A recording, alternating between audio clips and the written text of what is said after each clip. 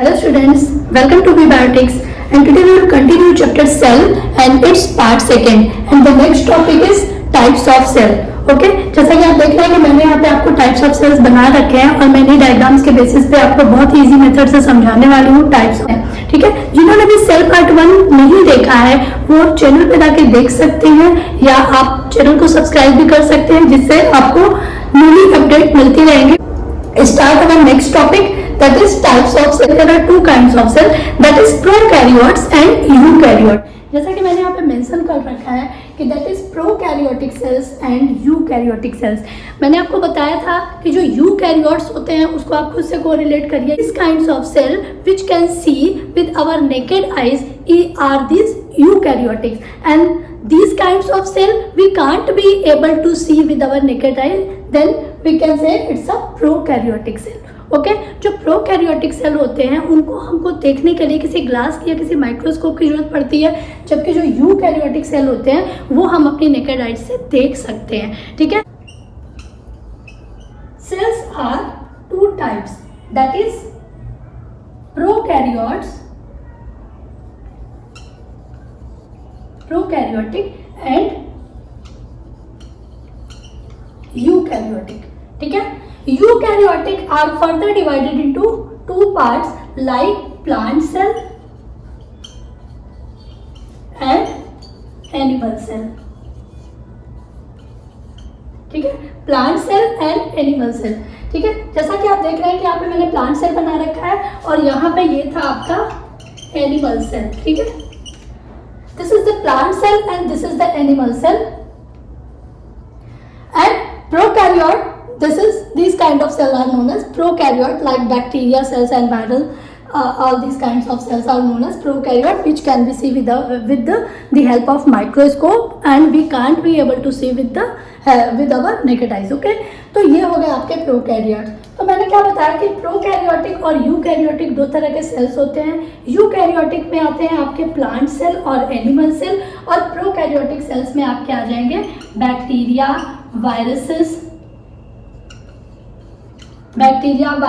Fungi etcetera. ठीक है, ये कंडीशंस आ जाती हैं। अब हम समझते हैं कि सेल और उनके जो भी फंक्शन है वो कैसे ये एक दूसरे से कोरिलेट है और कैसे सिमिलरिटी दिखाते हैं। यहाँ पे हम डिफ्रेंशिएट करेंगे प्लांट सेल में और एनिमल सेल में, क्या क्या इन दोनों में इक्वल सिमिलरिटीज़ क्या क्या होती हैं और डिफरेंसेस कहाँ पे होते हैं। तो जैसा कि आप डायग्राम्स के थ्रू ही देख सकते हैं कि जो हमारा प्लांट सेल होता है वो थोड़ा सा स्क्वायर इन शेप होता है, और जबकि एनिमल सेल जो होता है वो थोड़ा सा फ्लैट शेप होता है या राउंड शेप आप बोल सकते हैं। फ्लैट शेप होता है या राउंड शेप होता है। तो अगर हम शेप्स की बात करें, यहाँ पे मैं लिख देती हूँ प्लांट और यहाँ पे मैं लिख देती हूँ एनिमल। ठीक है, इससे आपको क्लियर हो जाएगा। अगर हम साइज के अकॉर्डिंग देखें तो साइज में प्लांट सेल्स कैसे होंगे, स्क्वायर शेप, और एनिमल कैसे होंगे, ये आपके फ्लैट या राउंड होंगे। ठीक है, फ्लैट या राउंड होंगे। बाकी चीजें देखिए, वैक्यूल्स की कंडीशन देखिए। वैक्यूल्स प्लांट सेल में हमेशा बड़ा पाया जाता है। ठीक है, और जबकि एनिमल सेल्स में वैक्यूल्स जो होते हैं वो हमेशा छोटे पाए जाते हैं। रीज़न क्या है इसका, जस्ट बिकॉज ऑफ कि प्लांट्स को पानी की ज़्यादा ज़रूरत होती है, वो वाटर को स्टोर करके रख सकते हैं ताकि जब अनफेवरेबल कंडीशन आए तो वो उसको यूज़ कर सके। और एनिमल तो ऑलरेडी, हम तो दिन में अपना पानी पीते ही रहते हैं 2 से 2.5 लीटर, तो हमको पानी की उतनी ज़रूरत नहीं होती है। तो इसीलिए जो वैक्यूल्स होता है वो प्लांट सेल में बड़े पाए जाएंगे, लार्ज इन साइज, और प्लांट में आपके लार्ज पाए जाएंगे और एनिमल में स्मॉल साइज के वैक्यूल्स पाए जाएंगे। ये तो हो गई वैक्यूल्स की बात। वैक्यूल्स के बाद आ गया आपका न्यूक्लियस तो दोनों में ही पाया जाएगा, क्योंकि न्यूक्लियस क्या होता है, वो तो ब्रेन होता है, पूरे सेल का ब्रेन होता है, सारे कंडीशंस को वो कंट्रोल करके रखता है। और न्यूक्लियस के अंदर में आपको मालूम है कि न्यूक्लियस के अंदर में आपके क्रोमोसोम्स पाए जाते हैं, डीएनए पाए जाते हैं, जो कि आगे कंडीशंस को फॉलो करने के लिए बहुत ही एसेंशियल है। तो न्यूक्लियस जो होता है वो दोनों में पाया जाता है। तो यहाँ पर आप देख सकते हैं, यहाँ पर भी न्यूक्लियस है, यहाँ पर भी न्यूक्लियस है, न्यूक्लियोलस है, इसके अंदर भी न्यूक्लियोलस है, इसके अंदर क्रोमेटिड्स हैं तो इसके अंदर भी क्रोमेटिड्स होंगे। तो ये कंडीशन, तो न्यूक्लियस क्या होगा, बोथ में कॉमन होगा। यहाँ पे मैं कॉमन पॉइंट्स अलग से लिख देती हूँ, ठीक है, ताकि आपको क्लियर हो जाए कि दोनों में कॉमन क्या है। तो न्यूक्लियस कॉमन है, ठीक है, और वैक्यूल्स कैसे होते हैं, दोनों में वैक्यूल्स पाए जाते हैं, इसमें स्मॉल होता है और इसमें लार्ज होते हैं। माइटोकॉन्ड्रिया दोनों में पाया जाएगा, क्यों? क्योंकि माइटोकॉन्ड्रिया क्या होता है, power house of the cell होता है, और माइटोकॉन्ड्रिया ही क्या बनाता है, हमारा जो रेस्पिरेशन में जो क्रेव साइकिल जो हमारी चलती है उसमें एटीपी जो 38 एटीपी मॉलिक्यूल्स को वो बनाता है, उसे ग्लूकोज में कन्वर्ट कर देता है, तो वो काम तो माइटोकॉन्ड्रिया ही करेगा। तो माइटोकॉन्ड्रिया प्लांट सेल में भी होगा और एनिमल सेल में भी होगा, दोनों में ही कॉमन होगा। तो कॉमन में हम क्या लिख सकते हैं, माइटोकॉन्ड्रिया, जो कि दोनों में कॉमन होगा। उसके बाद आते हैं आपके ER पे, एंडोप्लाज्मिक रेटिकुलम। एंडोप्लाज्मिक रेटिकुलम मैंने आपको बताया था कि ये एक स्ट्रेंथ देता है पूरे सेल को एक तरह से पिलर का काम करता है। तो ER क्या करता है, दो तरह का होता है, एक तो होता है स्मूथ और एक होता है रफ, ठीक है। तो यहाँ पे आपको दिखाई दे रहा है, यहाँ पर आपका SER दिखाई दे रहा है, स्मूथ एंडोप्लाज्मिक रेटिकुलम, और एक हो रहा है रफ एंडोप्लाज्मिक रेटिकुलम, जिसके ऊपर राइबोसोम्स होते हैं, वो रफ वाला होता है, और जो बिल्कुल प्लेन होता है, जो फैट को कंटेन करके रखता है, वो होता है स्मूथ एंडोप्लाज्मिक रेटिकुलम, ठीक है। तो ER इन दोनों में पाया जाएगा। ER आप यहाँ पे लिख लीजिए, दोनों में कॉमन होगा। उस कंडीशंस यहाँ पे क्या होती है कि जो आपका प्लांट सेल होता है वहां पे एक ऑर्गन पाया जाता है, क्लोरोप्लास्ट।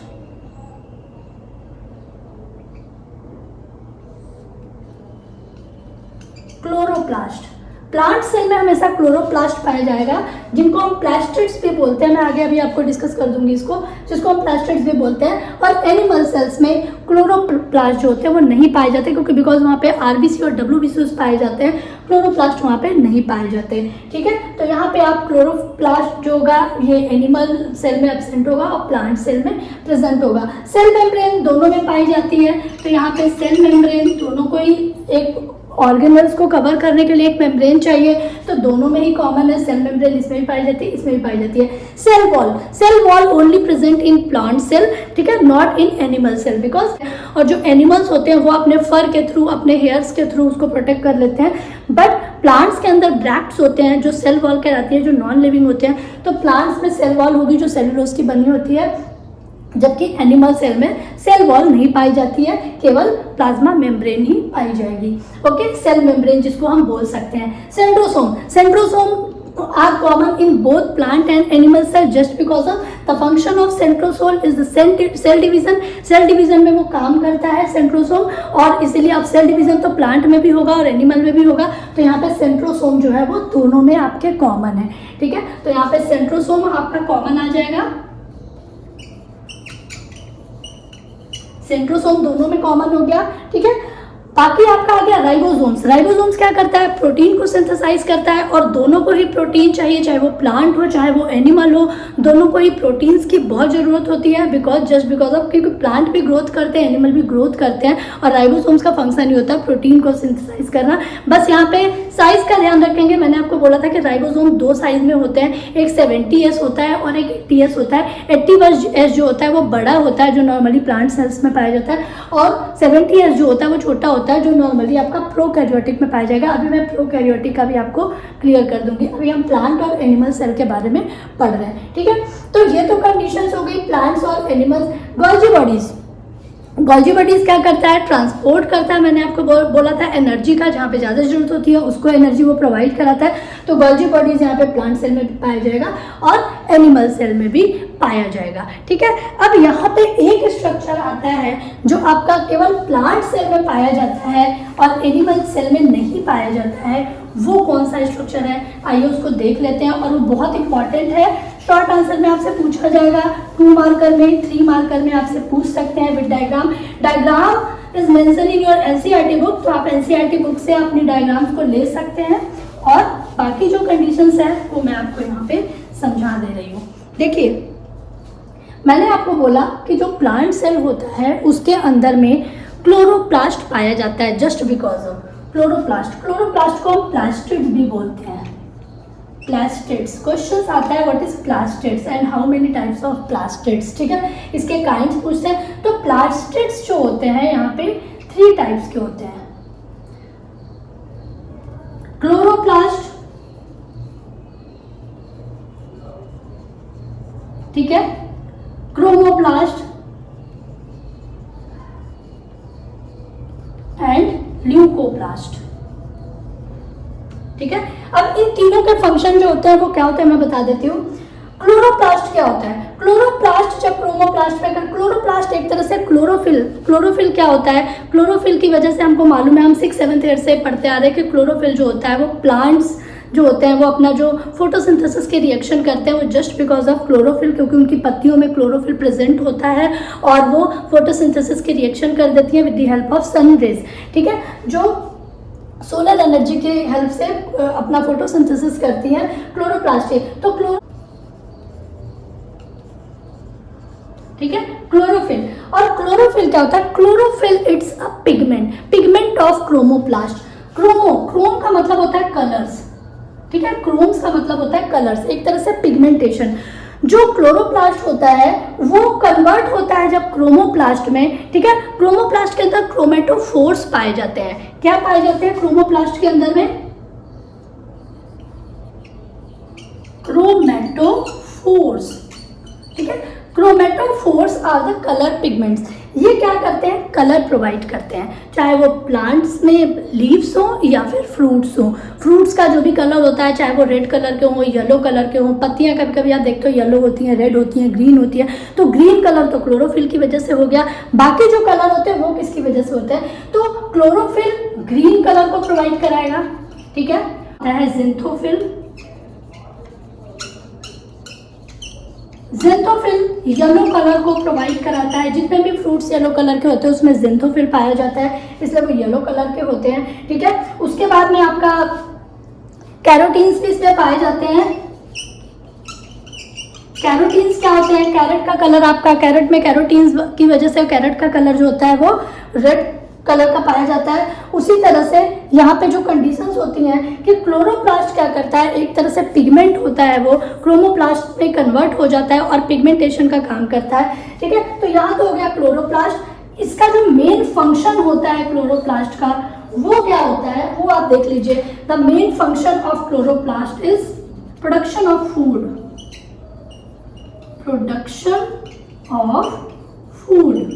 फूड को ये प्रोडक्ट करता है, फूड को बनाता है, खाने को बनाता है, ठीक है। क्रोमोप्लास्ट मैंने आपको बता दिया, क्रोमोप्लास्ट क्या करता है? कलर पिगमेंट होता है जो कि लीव्स को, स्टेम को और जो उसके फ्रूट्स होते हैं उनको कलर प्रोवाइड कराता है, ओके। ल्यूकोप्लास्ट का क्या फंक्शन है? This is the colourless pigment, ठीक है ना। ये कलरलेस होता है क्योंकि नाम ही है ल्यूकोप्लास्ट में, ल्यूकस में कोई कलर नहीं होता है, ये कलरलेस होता है और इसका मेन फंक्शन क्या होता है? फूड को स्टोर करके रखना, ठीक है। तो खाना किसने बनाया? क्लोरोप्लास्ट ने, with the help of chlorophyll और with the help of solar energy, ठीक है। फोटोसिंथेसिस के रिएक्शन करेगा। क्रोमोप्लास्ट क्या होगा? कलर प्रोवाइड करेगा, किसको? लीव्स को और जो फ्रूट्स होते हैं उनको, ठीक है। और ल्यूकोप्लास्ट क्या करता है? जो खाना बनता है वो उसको स्टोर करके यहाँ पे रखता है, ठीक है। तो ल्यूकोप्लास्ट क्या होता है? कलरलेस होता है। जस्ट जैसे कि आप ऐसे समझ सकते हैं कि ल्यूकोप्लास्ट, जैसे हम आरबीसी और डब्ल्यूबीसी में देखें कि हमारे ह्यूमन अगर एनिमल सेल में जाए तो मैंने बोला था कि इसमें अगर क्लोरोप्लास्ट होता है, प्लास्टिड्स पाए जाते हैं, बट इसमें क्या होते हैं? आरबीसी और डब्ल्यूबीसी के सेल्स पाए जाते हैं। तो अगर हम आरबीसी और डब्ल्यूबीसी के बारे में देखें तो उसमें भी आपका लिम्फ पाया जाता है। जैसे कि हम कहते हैं कि आरबीसी जो होता है रेड ब्लड कॉर्टिकल्स या रेड ब्लड सेल्स भी बोल सकते हैं, और जो डब्ल्यूबीसी होता है व्हाइट ब्लड कॉर्टिकल्स या व्हाइट ब्लड सेल्स भी बोल सकते हैं। तो व्हाइट ब्लड सेल्स को हम लोग क्या बोलते हैं? एक तरह से उसको हम लोग बोलते हैं लिम्फोसाइट या लिम्फ, ठीक है। जैसा कि हम बोलते हैं ब्लड में दो तरह के पाए जाते हैं, आरबीसी और डब्ल्यूबीसी, ठीक है। Red blood cells and white blood cells, ठीक है। आरबीसी क्या होता है? इरिथ्रोसाइट्स, यानी कि इसमें हीमोग्लोबिन पाया जाता है। हीमोग्लोबिन की वजह से इसका कलर रेड होता है, जबकि डब्ल्यूबीसी क्या होता है? ये लिम्फोसाइट होता है, लिम्फ होता है, इसके अंदर लिम्फ पाया जाता है जिसकी वजह से ये कलरलेस होता है। और इसका क्या फंक्शन होता है? जितने भी एक तरह से एंटीजन का काम करता है, जितने भी बॉडी में जो भी हमारे डिजीज आती है उनसे फाइट करने का काम करता है। यहाँ पे लिम्फ बॉडी को स्ट्रेंथ एक तरह से और इंटरनली स्ट्रेंथ प्रोवाइड कराता है। जब कोई भी डिजीज हमारे ऊपर अटैक करती है तो वहाँ पे लिम्फोसाइट यहाँ पे काम करता है। तो ये तो हो गया ब्लड, जो एनिमल सेल का फंक्शन हो गया। और प्लास्टिड्स क्या होता है? Plastids are present only in plant cell not present in animal cell. ठीक है, ऐसे क्विक रिवीजन करते हैं कि हमने कौन कौन से डिफरेंशिएशन देखे प्लांट सेल और एनिमल सेल में। ये हमारा प्लांट सेल था। वैक्यूल्स प्लांट में भी पाया जाता है और एनिमल में भी पाया जाता है, बस साइज का फर्क होता है, इसमें छोटे साइज का पाया जाता है, इसमें बड़े साइज का पाया जाता है। Mitochondria are present in both plants and animal cell. E are also present plant and animal cell. Ribosomes are also present plant and animal cell. Nucleus are also present plant and animal cells. ठीक है, क्या present नहीं होता है, इसमें chromoplast पाया जाता है which are known as plastids. 3 kinds of plastid, that is chloroplast, chromoplast and leucoplast. Chloroplast food provide कराता है, फूड को बनाता है। क्रोमोप्लास्ट कलर पिगमेंट का काम करता है, पिगमेंट देता है किसको, लीव्स को एंड फ्रूट्स को। और ल्यूकोप्लास्ट क्या करता है, वो कलरलेस होता है और फूड को स्टोर करने का काम करता है। ये तो प्लास्टिड्स हो गए। ठीक है, और अब आ जाइए जो मेन है आपका साइटोप्लाज्म। साइटोप्लाज्म इसमें भी, क्योंकि ये भी सेल है और ये भी सेल है, तो इसमें भी साइटोप्लाज्म पाया जाएगा, इसमें भी साइटोप्लाज्म पाएगा। जो यहाँ पर मैंने डॉट बना रखे हैं, जो सेल के अंदर भरा होता है वो साइटोप्लाज्म होता है, जो न्यूक्लियस के अंदर भरा होता है वो न्यूक्लियोप्लाज्म होता है। और जब ये साइटोप्लाज्म और न्यूक्लियोप्लाज्म दोनों आपस में मिल जाते हैं तो वो क्या बन जाता है, प्रोटोप्लाज्म, जैसा कि हम पढ़ेंगे प्रोकैरियोटिक। ठीक है, तो चलिए आप प्रोकैरियोटिक सेल्स के ऊपर आ जाते हैं। तो प्लांट सेल और एनिमल सेल की बात थी, तो फटाफट हम प्रोकैरियोटिक सेल्स के ऊपर आ जाते हैं कि प्रोकैरियोटिक सेल्स क्या होते हैं। सेल्स, जैसा कि मैंने आपको बताया कि प्रोकैरियोटिक सेल्स जो होते हैं वो नॉर्मली बैक्टीरिया, वायरसेस, फंजाई, इन सब चीज़ों में पाए जाते हैं। तो यहाँ पर देखिए इसमें क्या स्ट्रक्चर दिख रहा है, एक फ्लैजिला दिख रहा है इसमें और सीलिया दिख रहा है। तो यहाँ पे क्या प्रेजेंट होगा प्रोकैरियोट्स में, अगर हम देखें तो प्रोकैरियोटिक सेल्स में आपका सीलिया पाया जाएगा। ठीक है, फ्लैजिला पाया जाएगा, फ्लैजिला पाया जाएगा, सीलिया पाया जाएगा। इसमें जो फ्लैजिला होता है उसका साइज बड़ा होता है, लंबा होता है, जस्ट बिकॉज ऑफ कि फ्लैजिला जो होता है वो एक तरह से मोटाइल स्ट्रक्चर, मोटाइल मतलब मूवमेंट का काम कराएगा।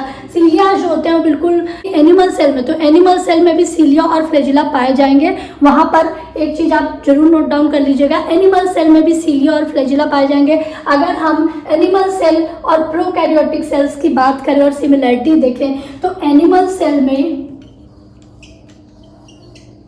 और प्रोकैरियोटिक सेल में क्या पाए जाएंगे, सीलिया एंड फ्लैजिला। ठीक है, सीलिया और फ्लैजिला एनिमल और इसमें दोनों में पाए जाएंगे। कैसे पाए जाएंगे ये मैं आपको क्लियर कर देती हूँ। सीलिया क्या होता है, सीलिया बहुत ही हेयर लाइक छोटे छोटे स्ट्रक्चर होते हैं, जो जैसे ह्यूमन बॉडी होगी, पूरी बॉडी पे हमारे छोटे छोटे हेयर्स पाए जाते हैं, तो यहाँ पर सीलिया हो गया। और फ्लैजिला क्या होता है, अब फ्लैजिला इसमें जैसे प्रोकैरियोट में आपको एक हेयर लाइक लंबा सा स्ट्रक्चर दिख रहा है, दिस इज द फ्लैजिला, जो मोटाइल होता है, जो मूवमेंट का काम करता है। आपको अगर मैम हमारी बॉडी में तो बालों के अलावा तो और कोई ऐसा स्ट्रक्चर नहीं है, तो बाल इज नॉट अ फ्लैजिला। यहाँ पे हम बोलेंगे हमारी बॉडी में, ह्यूमन बॉडी में जो मैंने आपको बोला था कि मेन ऑर्गन्स के अंदर में जो स्पर्म्स होते हैं, स्पर्म्स की जो टेल होती है वो मोटाइल होती है और उसी मोटिलिटी की वजह से वो मूव करके फीमेल की ओवरी तक पहुंचता है। तो अगर हम सीलिया और फ्लैजिला की बात करें तो cilia and flagella both are present in animal cell and prokaryotic cell. ठीक है, प्रोकैरियोटिक सेल्स में भी पाए जाते हैं और एनिमल सेल्स में भी सीलिया और फ्लैजिला पाए जाएंगे। ठीक है, उसके बाद देखिए इसमें एक जो बड़ा डिफरेंशिएशन क्या होता है एनिमल सेल में और इसमें, कि इसका जो न्यूक्लियस होता है प्रोकैरियोटिक सेल्स का जो न्यूक्लियस होता है वो बहुत ही ज़्यादा प्रिमिटिव होता है। डिफरेंस ऑफ प्रोकैरियोट और eukaryote, nucleus are well defined in eukaryote and nucleus are found in primitive stage in prokaryotic. ठीक है, प्रिमिटिव स्टेज में पाया जाता है न्यूक्लियस के ऊपर में कोई, यूकैरियोटिक में न्यूक्लियस के ऊपर में एक बॉल लगी होती है जो पूरे न्यूक्लियर को, उसके अंदर के मटेरियल को स्टोर करके रखता है, जबकि प्रोकैरियोटिक में ऐसा नहीं होता है। उसके जो वॉल होती है वो बहुत ही थिक होती है, तो कभी कभी क्या होता है न्यूक्लियस जो होता है वो न्यूक्लियस के अंदर का जो न्यूक्लियोप्लाज्म होता है वो निकल आता है और जो इसके अंदर में सेल के अंदर का जो साइटोप्लाज्म होता है उसके साथ जाकर मिक्स हो जाता है, तो प्रोटोप्लाज्म जो होता है वो बन जाता है। और प्रोटोप्लाज्म ही रेस्पिरेटरी ऑर्गन है, जैसे कि यूकैरियोटिक का रेस्पिरेटरी ऑर्गन क्या था, माइटोकॉन्ड्रिया, क्योंकि माइटोकॉन्ड्रिया रेस्पिरेटरी सिस्टम में क्रेब्स साइकिल की हेल्प से वो एनर्जी बना रहा था, ग्लूकोज में कन्वर्ट हो रहा था। लेकिन यहाँ पर क्या होता है प्रोकैरियोटिक्स में, ये कैसे रेस्पिरेशन करेगा, with the help of protoplasm. तो इसको आप मेंशन कर लीजिए कि respiration occur in prokaryotes prokaryotic cells with the help of protoplasm, ठीक है, प्रोटोप्लाज्म, ठीक है। प्रोटोप्लाज्म क्या होता है? न्यूक्लियोप्लाज्म और साइटोप्लाज्म का मिक्सचर होता है, और चूंकि इसके अंदर में प्रिमिटिव न्यूक्लियस पाया जाता है, इसीलिए साइटोप्लाज्म और न्यूक्लियोप्लाज्म आपस में मिल जाते हैं और प्रोटोप्लाज्म बना लेते हैं। तो उसी प्रोटोप्लाज्म की हेल्प से जो प्रोकैरियोटिक सेल्स होते हैं वो रेस्पिरेशन करते हैं, जबकि यूकैरियोट्स माइटोकॉन्ड्रिया की हेल्प से करते हैं। ओके, क्लियर हो गई नई चीज। अब आगे आ जाइए आपका जो इनकी जो सेल वॉल होती है, वैसे तो नॉर्मली ये सिंपल इनकी बॉडी पे outer membrane hair like structure होते हैं, स्मॉल हेयर लाइक स्ट्रक्चर होते हैं, लेकिन जहाँ पे आपका न्यूक्लियस पाया जाता है, न्यूक्लियस के ऊपर में एक छोटी सी सेल वॉल पाई जाती है जो कि पेप्टिडोग्लाइकेन की बनी होती है, ठीक है, पेप्टिडोग्लाइकेन की बनी होती है सेल वॉल इन प्रोकैरियोट्स, और जबकि in while eukaryote the cell wall is made up of cellulose, ठीक है। तो in eukaryote cell wall is made up of cellulose, but in prokaryote cell wall is made up of peptidoglycan. This is the important point और इसको आप याद रखिएगा, ठीक है।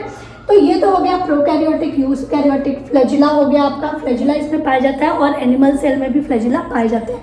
तो इस तरह से आप जो डायग्राम आपके एनसीईआरटी में दिए हैं प्लांट सेल के, एनिमल सेल के या आपके प्रोकैरियोटिक सेल्स के डायग्राम के थ्रू आप उसको अच्छे से कोरिलेट करके डिस्क्रिप्ट जो इसका डिफरेंशिएशन है वो आप कर सकते हैं।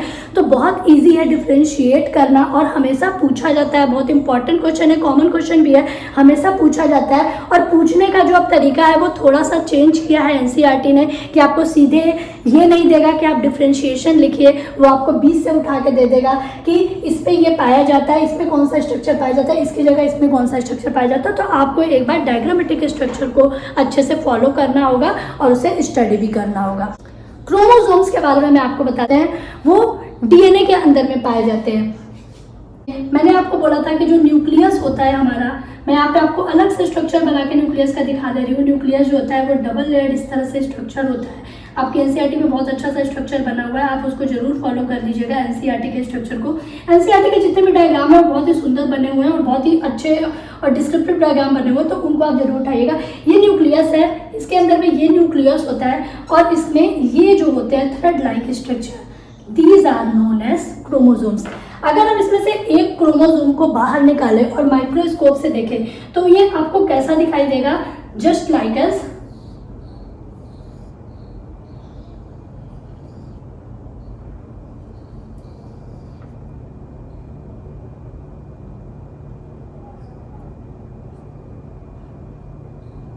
ठीक है, ये आपका हो गया जो माइक्रोस्कोपिक क्रोमोसोम स्ट्रक्चर होता है, वो इस तरह से दिखाई देगा। और मैंने आपको बोला था कि ये जो क्रोमोसोम है, अगर इसको हम नीचे से इसको ब्रेक करते हैं तो इसमें से कुछ इस तरह से कॉइल्ड स्ट्रक्चर निकलता है। उसको और ज्यादा ब्रेक करते हैं तो वो इस तरह से कुछ ये स्ट्रक्चर निकलता है, इसी को हम बोलते हैं डीएनए। ठीक है, ये होता है डीएनए और इसके बीच में जो होता है ये होता है आपका जीन। ठीक है, तो क्रोमोसोम जो है हमारा किसमें पाया गया? न्यूक्लियस के अंदर में। न्यूक्लियस के अंदर में जो लिक्विड भरा होता है उसको मैंने आपको पहले भी बताया था, इसको हम बोलते हैं न्यूक्लियोप्लाज्म। न्यूक्लियोप्लाज्म, ठीक है, ये हो गई आपकी न्यूक्लियर मेम्ब्रेन, ये हो गई आपकी न्यूक्लियर मेम्ब्रेन, ये हो गया nucleoplasm. This is the nucleolus and this is the chromosomes, और यहां पे ये आपका पाया जाता है सेंट्रोमियर। ठीक है, सेंट्रोमियर जैसा कि मैंने आपका बना रखा है प्लांट सेल में भी। ठीक है, सेंट्रोमियर, सेंट्रोमियर क्या करते हैं? सेल डिवीजन का काम करते हैं। तो ये तो हो गया क्रोमोसोम्स। क्रोमोसोम्स का जो स्ट्रक्चर होता है वो मैंने आपको बताया। क्रोमोसोम मैंने बोला कि क्रोमोसोम कहाँ पाया जाता है? जो प्लांट सेल होता है या एनिमल सेल होती है उसके अंदर में जो न्यूक्लियस पाया जाता है उसके अंदर में ये क्रोमोसोम्स पाए जाते हैं। सॉरी, न्यूक्लियस के अंदर में ये क्रोमोसोम्स पाए जाते हैं और ये क्रोमोसोम्स के अंदर में क्या पाया जाता है? डीएनए। तो इसके अंदर में डीएनए वर्सेस आरएनए भी आप बोल सकते हैं। ठीक है, क्योंकि डीएनए डबल हेलिकल मैंने बोला था, जो अगर सिंगल हेलिकल आप बता दो तो दिस इज द आरएनए, ठीक है ना। आरएनए हो गया, डीएनए हो गया, और जीन भी इसमें आप कोरिलेट कर दीजिए। ये सारी चीज़ें जेनेटिक्स से फॉलो करती हैं। तो ये आपका डीएनए आरएनए, इसके बाद में मैं आपको डीएनए और आरएनए के बारे में बता दूंगी, जो लास्ट टॉपिक होगा इस चीज़ का, ठीक है, क्योंकि अभी वीडियो बहुत ज़्यादा बड़ी हो जाएगी, इसीलिए आप इसको अच्छे से समझ लीजिए। यहाँ पर एक चीज़ मैंने आपको बताई कि जो क्रोमोसोम्स होते हैं, अगर हम ह्यूमन बींग्स में देखें, in human beings pair of chromosome कितने होते हैं? Pair of chromosomes are 23 pair of chromosome, ठीक है। 23 मतलब कितने हुए? 46। सिंगल अगर देखा जाए तो 23 को अगर डबल करोगे तो कितना हो जाएगा? 46। नंबर ऑफ क्रोमोसोम कितने हो गए? 46। इन 46 को हम कैसे डिफाइन करते हैं, मैं आपको यहाँ पे बता देती हूँ। 46 क्रोमोसोम्स पाए जाते हैं ह्यूमन बॉडी में, ठीक है। 46 कैसे होते हैं? जिसमें 44 प्लस 2, 44 प्लस 2, ठीक है। 44 प्लस 2 ये हो गया आपका मेल का, और ये हो गया आपका फीमेल का, ठीक है। अब 44 तो सेम है, तो these are the autosomes, autosomes, ठीक है। The same 44 chromosomes are known as autosomes. जो बिल्कुल यहाँ पर जो आपका 2 जो है, जो डिफरेंट, जो 2 और 2 जिसको जोड़ के ये 46 हो रहा है, तो ये जो 2 क्रोमोसोम्स हैं यही डिफरेंशिएट करते हैं किसी भी सेक्स डिटर्मिनेशन में। सेक्स डिटर्मिनेशन में यही जो क्रोमोसोम्स होते हैं, क्योंकि जस्ट बिकॉज ऑफ, अगर आप मेल में देखोगे तो मेल में हमेशा XY क्रोमोसोम पाए जाएंगे, जबकि फीमेल्स के अंदर में XX क्रोमोसोम पाए जाएंगे। ये 2 क्रोमोसोम और ये 2 क्रोमोसोम, यही दोनों क्रोमोसोम जो होते हैं वो सेक्स डिटर्मिनेशन का काम करते हैं, सेक्स को डिफाइन करते हैं कि आने वाली जो जनरेशन है वो मेल होगी या फीमेल होगी, ठीक है। तो दीज क्रोमोसोम्स, इन्हीं को हम सेक्स क्रोमोसोम बोलते हैं, जो कि सेक्स को डिफाइन करते हैं, और दीज 44 आर ऑटोसोम। तो in human body pair of chromosomes are present, 46 pair of chromosomes are present, and 44 which are similar to each other, this is known as autosomes, and the remaining 2 chromosomes in both, these are the sex chromosome which define the sex of any human body, ठीक है। तो किसी भी human body के sex को determine करता है ये दोनों क्रोमोसोम, जिसको हम रिप्रोडक्टिव सेल्स में भी हम पढ़ सकते हैं। रिप्रोडक्टिव सेल्स के बारे में जब मैं आपको बताऊंगी तो उसमें भी आपका ये टॉपिक है, बट आप अभी याद रखिएगा। सिंपल सा मैं एक बार आपको और क्विक रिवीजन कराती हूँ कि सेल के अंदर में न्यूक्लियस पाया जाता है। न्यूक्लियस के अंदर में जो आपका न्यूक्लियोप्लाज्म है, न्यूक्लियस के अंदर में आपके ये क्रोमोसोम्स पाए जाते हैं। क्रोमोसोम्स का माइक्रोस्कोपिक स्ट्रक्चर आपका इस तरह से दिखाई देता है, ठीक है। और अगर क्रोमोसोम्स के नीचे का पार्ट को हम हटाएं तो ये इस तरह से कॉइल्ड स्ट्रक्चर, इसको और स्ट्रेच करें तो डीएनए, आरएनए और जीन इससे कोरिलेट होता है इसी क्रोमोसोम से, ठीक है। क्रोमोसोम्स इन ह्यूमन बीइंग में जो आपका पाया जाता है pair of chromosome human being में 46 पाए जाते हैं। इन 46 में 44 जो होते हैं वो ऑटोसोम्स कहलाते हैं। बाकी जो 2 सिंगल क्रोमोसोम होते हैं, जो मेल में XY होते हैं और फीमेल में XX होते हैं, यही सेक्स को डिटरमाइन करने का काम करते हैं। तो this is the important thing, इस चीज़ को आप याद रखिएगा, ठीक है ना। तो ये तो हो गया आपका क्रोमोसोम का और स्ट्रक्चर, जो कि इम्पॉर्टेंट है, जो पूछा जाता है। आगे की जो नेक्स्ट वीडियो आएगी उसमें मैं आपको डीएनए और आरएनए के बारे में क्लियर करा दूंगी। ऑलमोस्ट ये चैप्टर यहाँ पे खत्म हो चुका है। वीडियोस को आप देखते रहिएगा ताकि आपके डाउट्स हमेशा क्लियर होते रहें, और नोट्स आप एनसीईआरटी से ज़रूर कोरिलेट करिएगा। आप चाहे तो स्क्रीनशॉट ले सकते हैं, अदरवाइज मैं जो भी आपको प्रॉब्लम होगी वो कमेंट सेक्शन में आप लिख के मुझसे पूछ सकते हैं। मैं ज़रूर आपके कमेंट का आंसर दूंगी, आपके प्रॉब्लम को ज़रूर सॉर्ट आउट करेंगे, ठीक है। तब तक के लिए आप सब लोग अपना ध्यान रखिए, ठीक है। जय हिंद।